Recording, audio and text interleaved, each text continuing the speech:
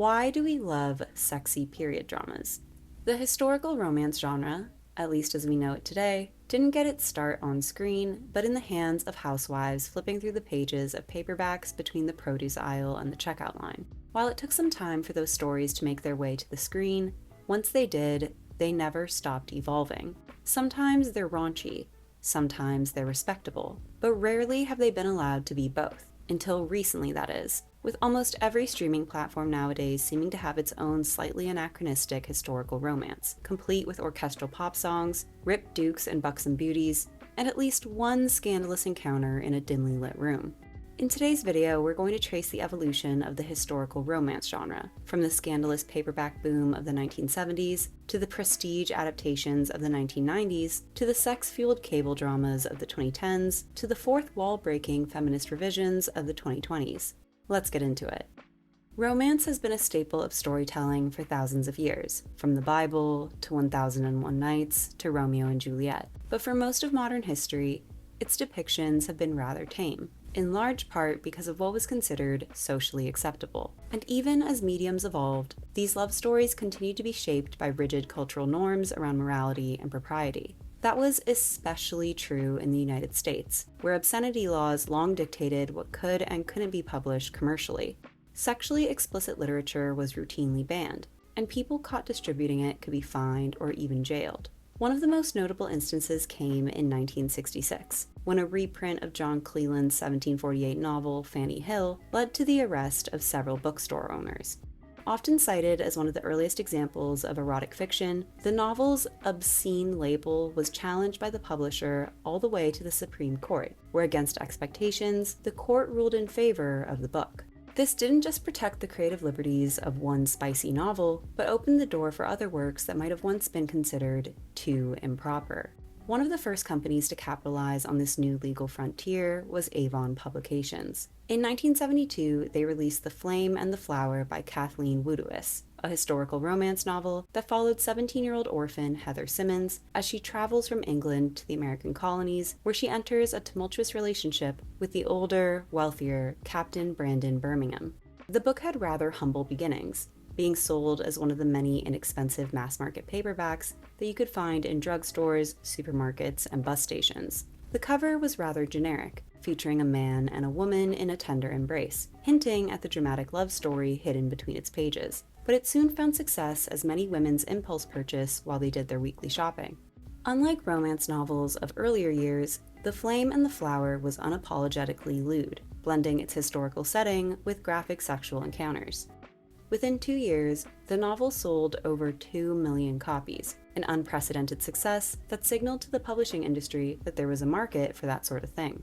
What followed was the rise of a new subgenre initially referred to as bodice busters, a term that has since evolved into bodice rippers. The name referred to a common trope within these early historical romances, with many of the female characters being the victims of sexual assault before eventually falling in love with her abuser. As disturbing as that is, it served as a moral loophole, a way for authors to depict explicit sex while still preserving their heroines' perceived purity. Historical romance writer Donna Comey-Zide explained this logic in an interview, saying that romance readers demanded heroines who were innocent even when they were sexualized, with her husband continuing, quote, "Rapes don't count.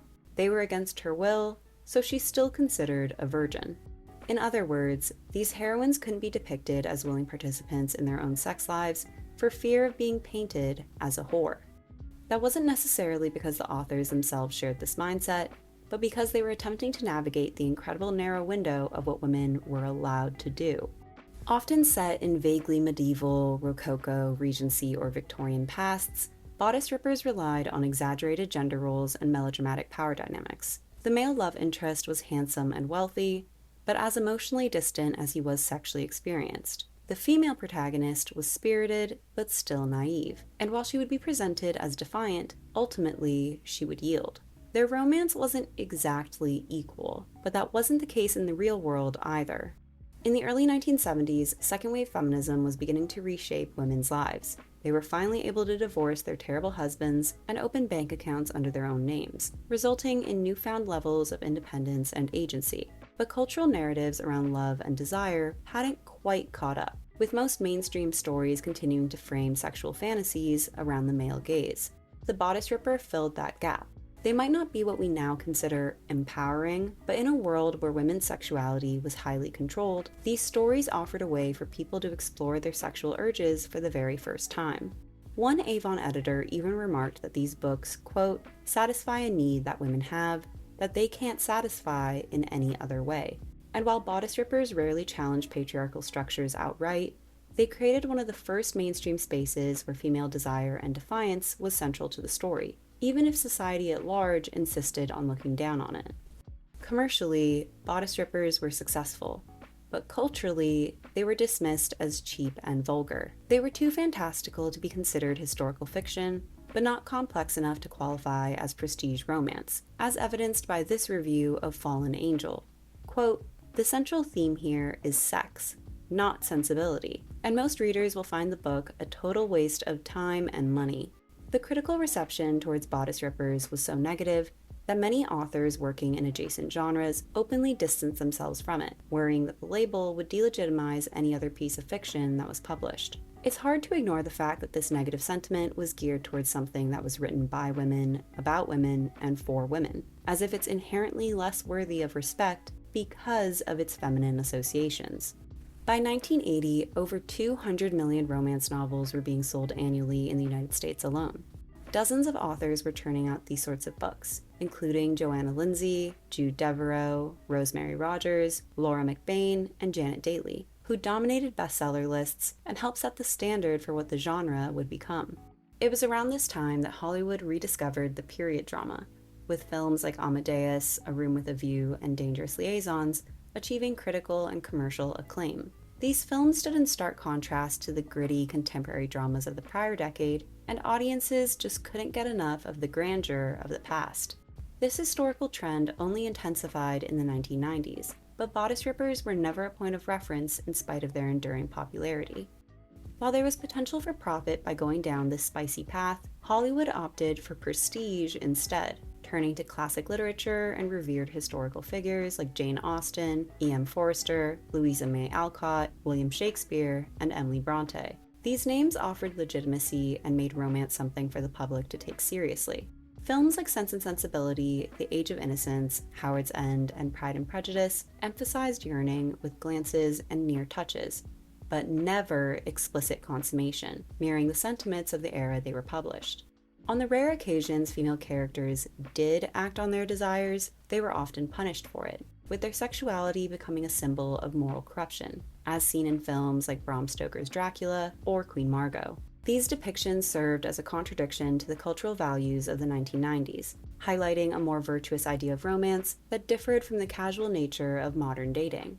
Instead of dreaming about their gowns being ripped off and whisked off into the sunset, women were more interested in well-mannered young gentlemen who actually called when they said they would.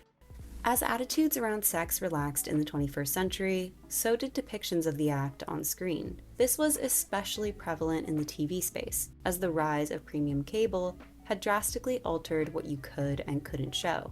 Freed from network censorship and increasingly reliant on shock value to attract viewers, historical romances grew increasingly explicit, foregoing historical accuracy in favor of fantasy. Early examples included Rome, Casanova, Tipping the Velvet, and Fingersmith. But the series that really kicked off the sexy period drama trend was The Tudors in 2007.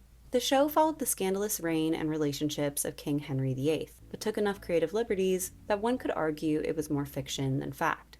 With its incredibly attractive cast and steamy sex scenes, the show's erotic intentions are at the forefront, but in spite of that lewdness, it was a critical and commercial success. Other shows with a sexy, soap opera-esque direction followed in quick succession, like The Borgia, Versailles, Vikings, Medici, Reign, Wolf Hall, and The White Queen.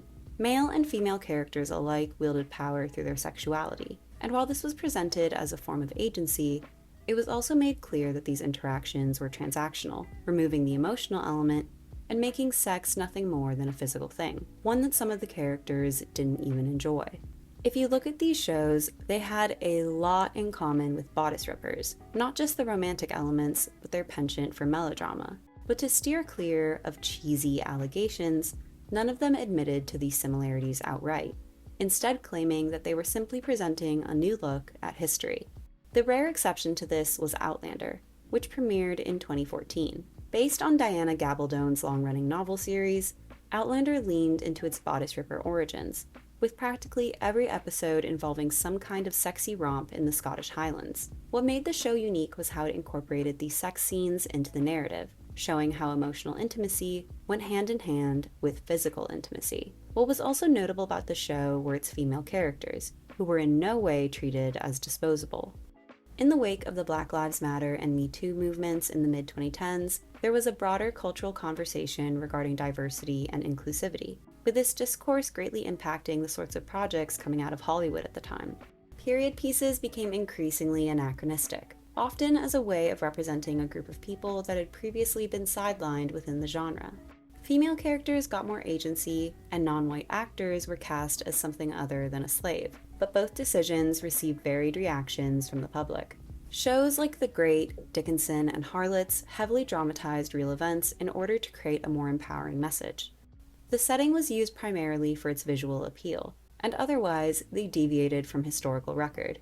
These series acknowledged how far women had come over the years by chastising societal norms of the era, having the female protagonists serve as stand-ins for modern sensibilities, being overtly sexual, politically aware, and incredibly independent. And while they were occasionally victims of violence, it was never presented as a stepping stone to true love. I don't want to pin all of the blame on Phoebe Waller-Bridge's fantastic comedy Fleabag, but the series' fourth wall-breaking, self-deprecating humor, and messy but relatable female lead had an undeniable impact on the broader cultural landscape, especially within the historical drama space, where suddenly we were subjected to a good deal of tongue-in-cheek projects like Gentleman Jack, Enola Holmes, and Catherine Called Birdie. By signaling that the audience was in on the joke, these projects could explore feminist themes, including those surrounding sex, but without triggering the same moral panic that bodice rippers had induced back in the 1970s. These shows not only had the female characters acknowledge their mistreatment, but even joke about it, bringing into question patriarchal power structures, but without fully abandoning fantasy and fun. Although the feminist direction of these stories tended to ruffle feathers, colorblind casting was even more of a hot-button issue, with people claiming that it was an abhorrent erasure of history.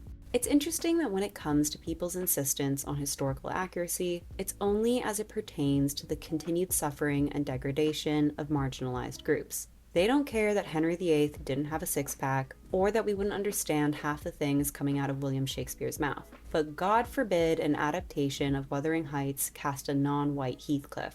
It's a fact that Hollywood was built upon the marginalization of people of color, either casting them as a racial stereotype or refusing to cast them at all. There's over a century's worth of period dramas that feature all-white casts, and the recent trend of diverse casting makes up a minuscule percentage of the genre. If you're starting to feel less represented because of colorblind casting, just remember, there are still plenty of white folks gallivanting around on screen in poofy dresses and top hats. When Bridgerton premiered on Netflix on December 25th, 2020, it by no means invented the horny period drama, but it did fundamentally change how historical romance was positioned in the mainstream. The timing alone was crucial to the series' success. It arrived in the middle of the holiday season, nearly a year into a global pandemic, when people were isolated, anxious, and spending more time at home than ever before. Within its first month, the series reportedly drew over 80 million viewers, quickly becoming one of Netflix's most watched original shows at the time, and it became apparent that this wasn't just a TV show, but an entire cultural movement. Based on Julia Quinn's romance novels, the show centers on British high society during the Regency era, highlighting what was expected of women in the marriage market, how one's reputation functioned as a form of currency, and how freely men were allowed to move within the same system. Described as Downton Abbey meets Gossip Girl, the storylines were melodramatic, the costumes extravagant, and the music incredibly modern. At no point did Bridgerton ask to be taken as historical fact, instead taking certain aspects of the traditional bodice ripper and updating them for 21st century audiences. Unlike the satire-heavy period dramas of the 2010s, Bridgerton didn't make light of its romantic storylines, giving the characters space to be a bit sappy and silly. At a time when public discourse is filled with conversations about the male loneliness epidemic and clips of men struggling to articulate a coherent sentence, watching a handsome duke declare that he's consumed by desire for you kind of feels like the ultimate fantasy, and it's no surprise that the series resonated with so many young women. Seeing the success of Bridgerton, every studio wanted their own version of the big-budget bodice ripper. Some, like the Buccaneers and Tom Jones, were based on novels, while others, like the Empress and the Gilded Age, took notes from real historical events. Either way, they followed a familiar format, interspersing character-driven drama with sexual escapades, all while incorporating modern socio-political sentiments. While none of these newer projects have achieved the levels of mainstream attention that Outlander and Bridgerton received, the popularity of the genre is abundantly apparent in the literature space. Series like Longhope Abbey, The Wedgford Trials, and The Luna Sisters are just one of many that prove the bodice ripper is still alive and well. And across the board, there's been an increase in spicy romance readership. Overall, it's amazing to see how far bodice rippers have come, from a grocery store guilty pleasure to an award season darling, all just in 50 years. Are you a fan of historical romances? I hope you enjoyed this video. Don't forget to like and subscribe, and I'll see you soon. Bye!